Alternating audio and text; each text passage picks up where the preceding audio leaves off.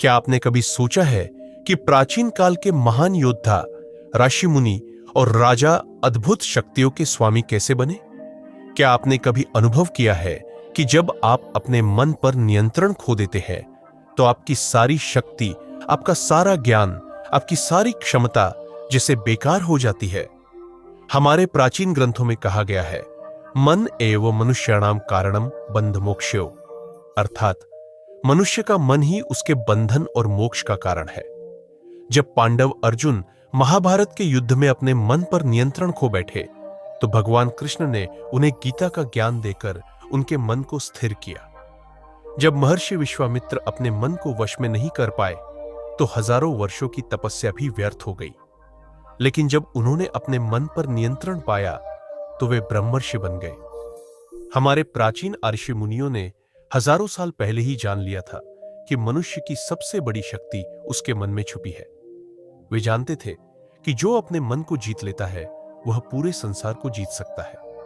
उन्होंने मन के रहस्यों पर शोध किया, उसकी शक्ति को समझा और उसे नियंत्रित करने के अनेक तरीके विकसित किए। आज का मनुष्य भौतिक सुख सुविधाओं से घिरा है, लेकिन मानसिक शांति से कोसों दूर है। हम अपने मोबाइल फोन को कंट्रोल कर लेते हैं, अपनी कार को कंट्रोल कर लेते हैं, अपने कंप्यूटर को कंट्रोल कर लेते हैं, लेकिन अपने मन को कंट्रोल नहीं कर पाते, और यही हमारे सबसे बड़े दुख का कारण बन जाता है। लेकिन आज मैं आपको एक ऐसे रहस्य से परिचित कराऊंगा जो हजारों साल पुराना है, लेकिन आज भी उतना ही प्रासंगिक है।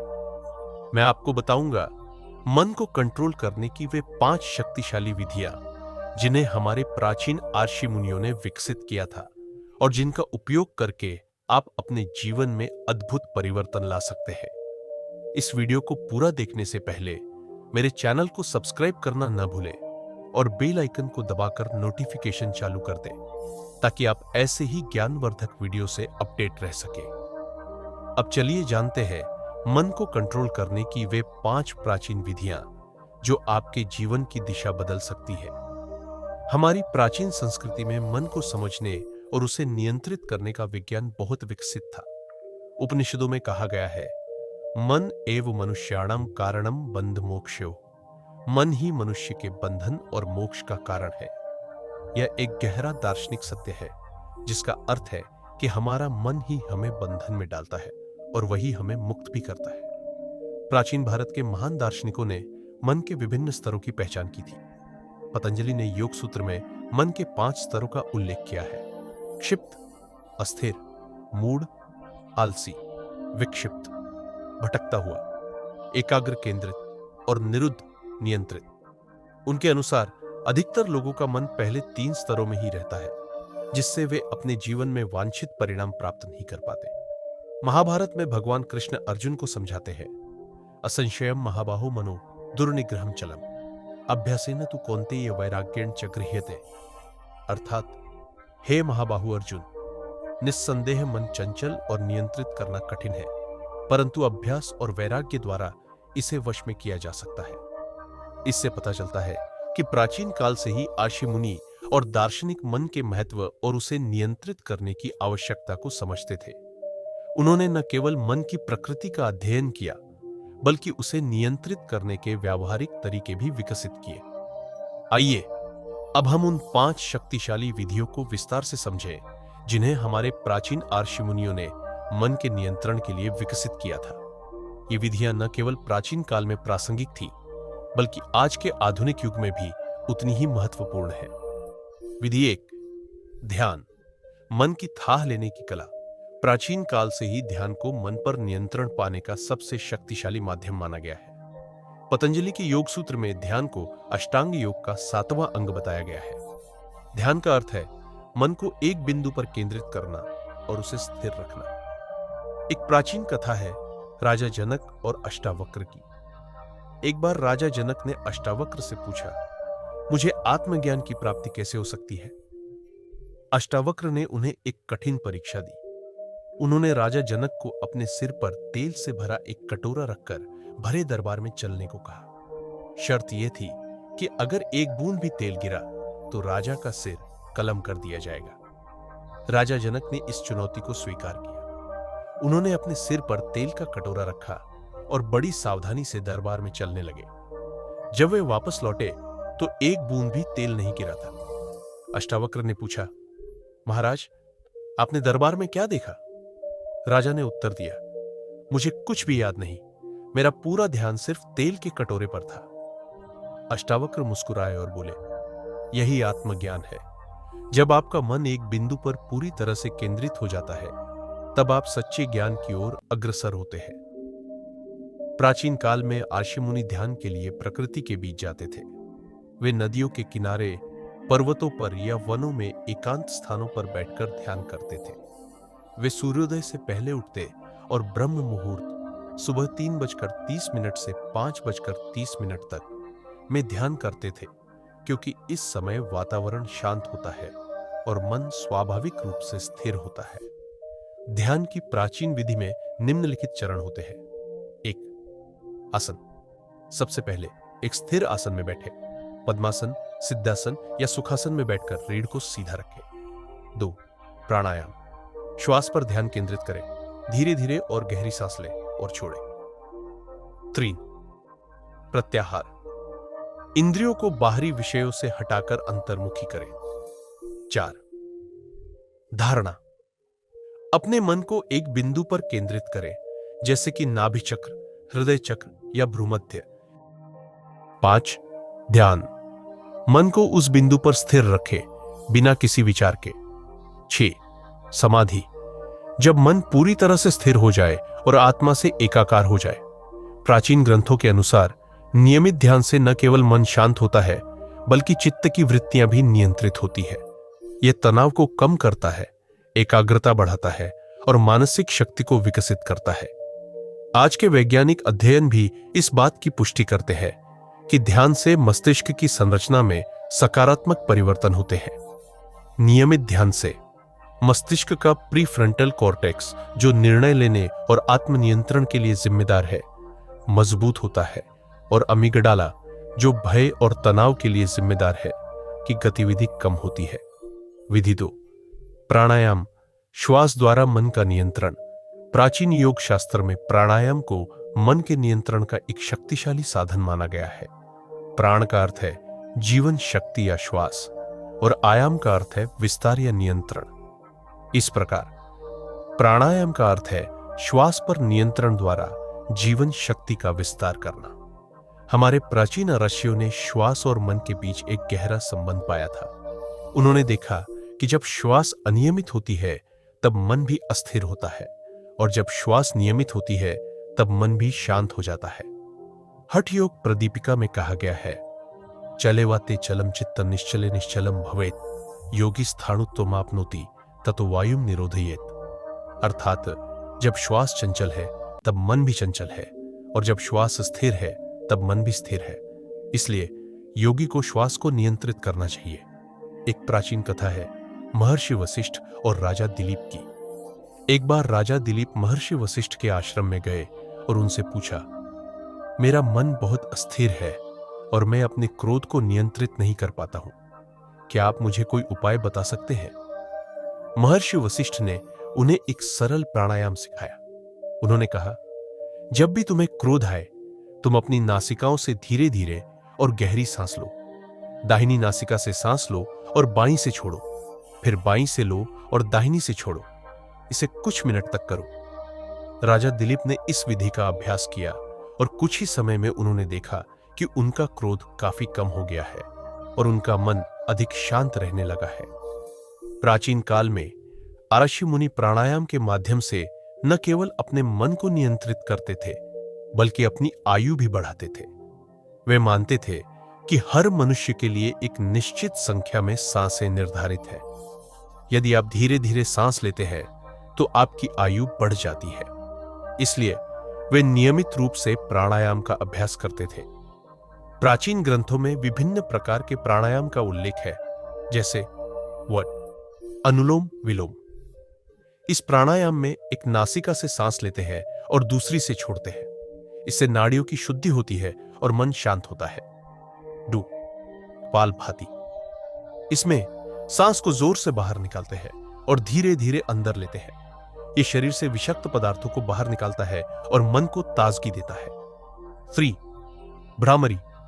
इस प्राणायाम में मधुमक्खी की तरह गुनगुनाते हुए सांस छोड़ते हैं। यह तनाव को कम करता है और मन को शांत करता है। 4.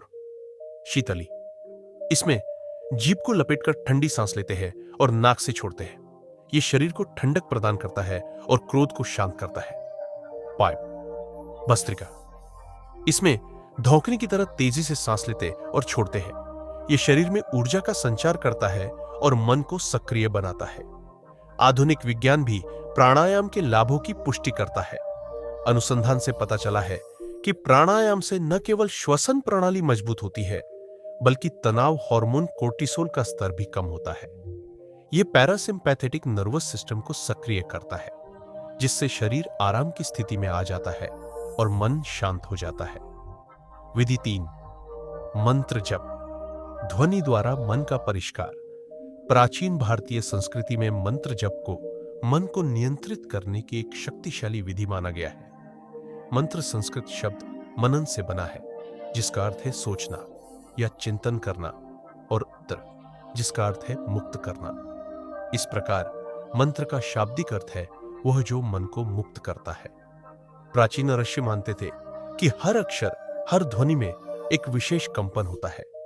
जब हम किसी मंत्र का जप करते हैं तो इस कंपन से हमारे शरीर और मन में भी कंपन उत्पन्न होता है, जो हमारी चेतना को उच्च स्तर पर ले जाता है। मंत्र जप से मन एकाग्र होता है और नकारात्मक विचारों से मुक्त होता है। एक प्राचीन कथा है नारद मुनि और व्यास की। एक बार नारद मुनि शिव के दर्शन के लिए कैलाश पर्वत की ओर जा रहे थे। रास्ते में उन्हें व्यास मिले, जो भगवान शिव के दर्शन करके लौट रहे थे। नारद ने पूछा, आपने भगवान शिव के दर्शन किए? व्यास ने उत्तर दिया, हां, मैंने उनके दर्शन किए। नारद ने पूछा, भगवान शिव ने आपसे क्या कहा? व्यास ने उत्तर दिया, उन्होंने कहा कि जो व्यक्ति मन, वचन और कर्म से एओम नमः शिवाय मंत्र का जप करता है, वह मेरे स्वरूप को प्राप्त हो जाता है। इस कथा से पता चलता है कि प्राचीन काल में मंत्र जप को मन और आत्मा के उत्थान का एक महत्वपूर्ण साधन माना जाता था। प्राचीन काल में मंत्र जप के लिए कुछ विशेष नियम होते थे। 1. साधक को पवित्र होना चाहिए। मंत्र जप से पहले स्नान करना और साफ सुथरे कपड़े पहनना आवश्यक माना जाता था। 2. उचित स्थान का चयन। मंत्र जप के लिए एक शांत और पवित्र स्थान का चयन करना चाहिए था, जैसे मंदिर, नदी का किनारा या वन। 3. उचित समय का चयन।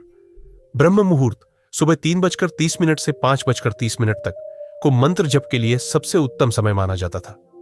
4. उचित आसन। मंत्र जप के लिए पद्मासन, सिद्धासन या सुखासन में बैठना चाहिए था। 5. मंत्र की शुद्ध उच्चारण। मंत्र का उच्चारण शुद्ध होना चाहिए। यदि मंत्र का उच्चारण गलत हो तो उसका प्रभाव भी अलग हो सकता है। 6. जप की संख्या।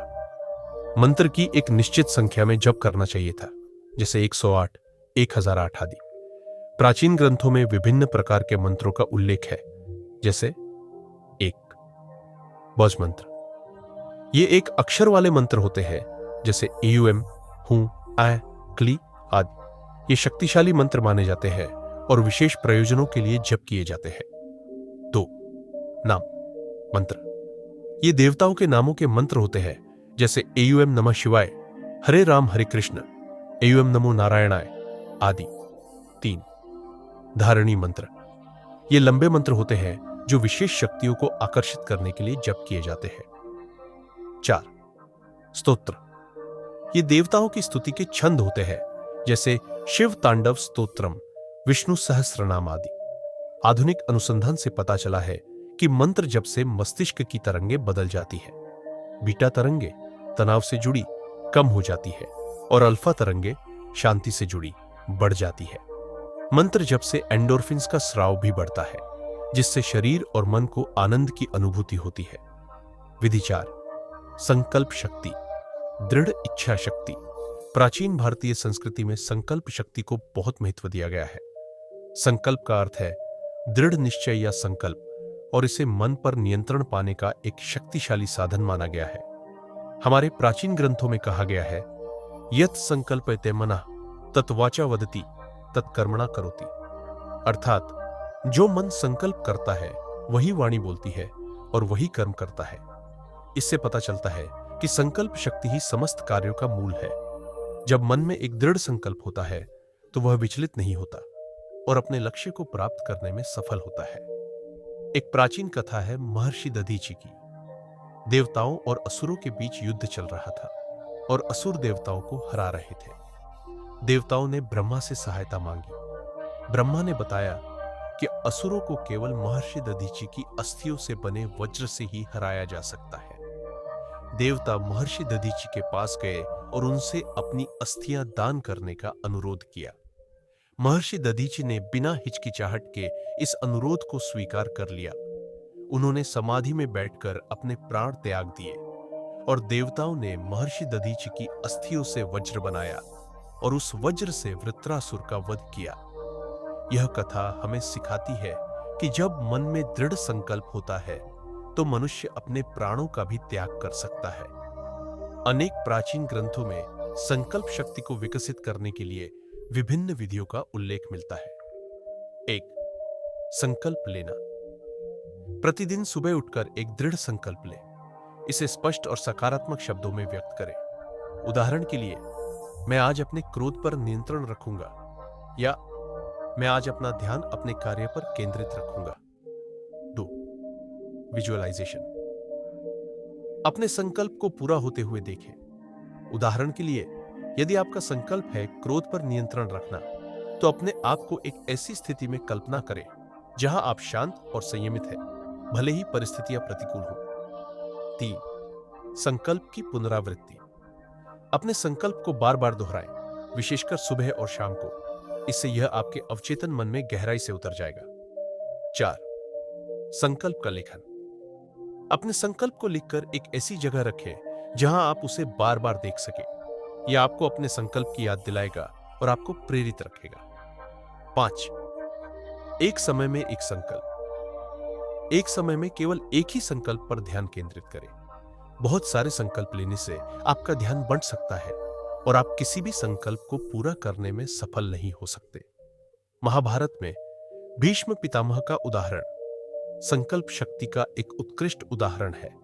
उन्होंने आजीवन ब्रह्मचर्य का संकल्प लिया और अपनी मृत्यु के समय तक उसे निभाया, भले ही उन्हें अनेक परीक्षाओं से गुजरना पड़ा। यह उनकी संकल्प शक्ति ही थी जिसने उन्हें इच्छा मृत्यु का वरदान दिलाया। वैज्ञानिक अध्ययनों से पता चला है कि जब हम एक दृढ़ संकल्प लेते हैं तो हमारे मस्तिष्क में न्यूरोकेमिकल्स का स्राव होता है जो हमें अधिक केंद्रित और संकल्पित बनाते हैं। संकल्प शक्ति से हमारा आत्मविश्वास बढ़ता है और हम अपने लक्ष्यों को प्राप्त करने में सफल होते हैं। विधि 5. संगति का प्रभाव, संस्कारों का निर्माण। प्राचीन भारतीय संस्कृति में संगति यानी जिनके साथ हम रहते हैं और समय बिताते हैं, उनके प्रभाव को बहुत महत्वपूर्ण माना गया है। हमारे ऋषि मुनियों ने पहचाना था कि हमारा मन हमारे आसपास के लोगों और परिवेश से बहुत प्रभावित होता है। महाभारत में युधिष्ठिर ने भीष्म पितामह से पूछा था, कश्रयान का पुमान धर्म्य केन स्यात् सर्वमाप्नुयात्। अर्थात कौन श्रेष्ठ है, कौन सा पुरुष धार्मिक है, किस माध्यम से सब कुछ प्राप्त किया जा सकता है। भीष्म पितामह ने उत्तर दिया, सत्संगति कथय किन न करोति पुंसाम। अर्थात अच्छी संगति मनुष्य के लिए क्या नहीं कर सकती। यह सिद्धांत हमें बताता है कि हमारा मन हमारी संगति से गहराई से प्रभावित होता है। यदि हम अच्छे और सकारात्मक लोगों के साथ रहते हैं तो हमारा मन भी सकारात्मक और शांत रहता है। इसके विपरीत यदि हम नकारात्मक और अशांत लोगों के साथ रहते हैं तो हमारा मन भी अशांत हो जाता है। एक प्राचीन कथा है नारद और एक भक्त की। एक बार एक भक्त ने नारद से पूछा, मैं भगवान के दर्शन कैसे प्राप्त कर सकता हूं? नारद ने उसे एक आम का पेड़ दिखाया और कहा, इस पेड़ पर चढ़ो और उस डाल पर बैठो जहां भगवान बैठते हैं। भक्त पेड़ पर चढ़ गया और एक डाल पर बैठ गया।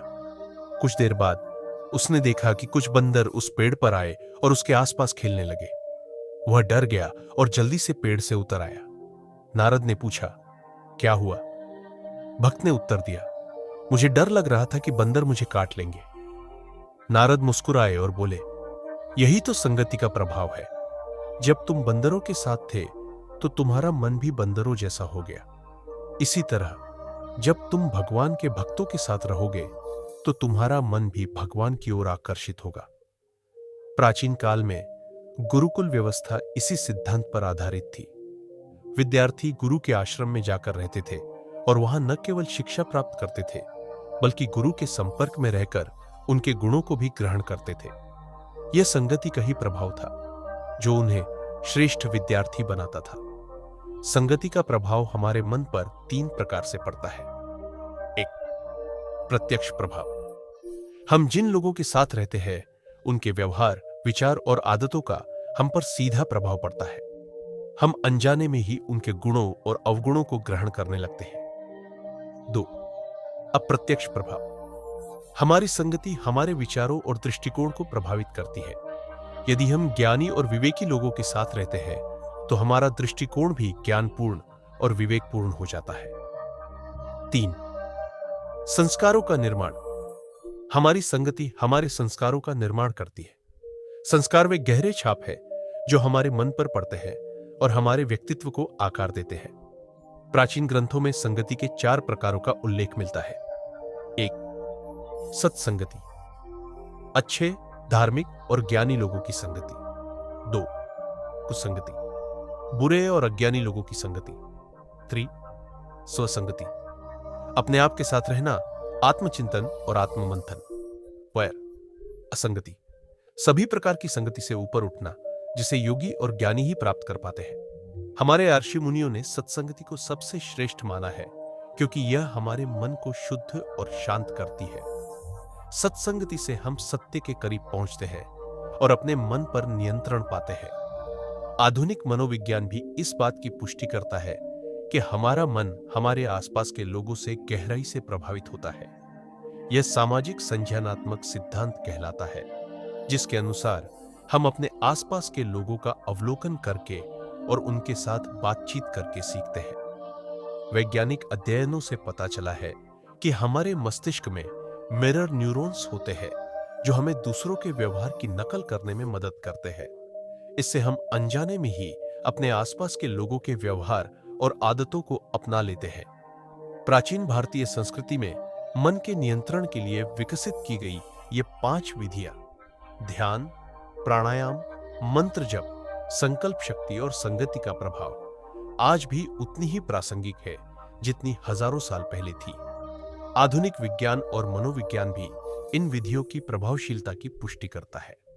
हमारे प्राचीन ऋषि मुनियों ने इन विधियों का विकास केवल आध्यात्मिक उत्थान के लिए ही नहीं, बल्कि दैनिक जीवन में सफलता और शांति के लिए भी किया था।